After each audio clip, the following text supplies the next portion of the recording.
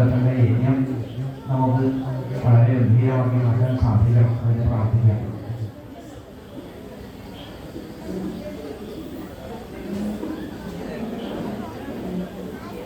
നാളെ യജ്ഞവേദി പൂജയുടെ സദ്യതി നാളത്തെ പ്രധാന വഴിപാട് അവൽക്കിഴിയാണ്.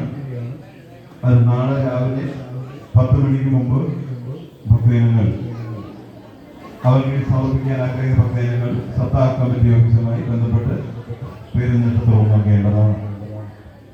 നാളെ വൈകുന്നേരം 6:30 നടക്കുന്ന സമൂഹ സർവൈശ്വര്യ പൂജ പങ്കെടുക്കുവാൻ ആഗ്രഹിക്കുന്ന ഭക്തജനങ്ങൾ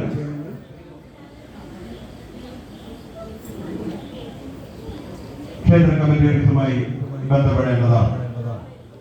നാളെ വൈകുന്നേരം നടക്കുന്ന സമൂഹ സർവൈശ്വര്യ പൂജയിൽ പങ്കാളികളാകാൻ ആഗ്രഹിക്കുന്ന ഭക്തജനങ്ങൾ സത്താന കമ്മിറ്റി ഓഫീസുമായി ബന്ധപ്പെടേണ്ടതാണ്.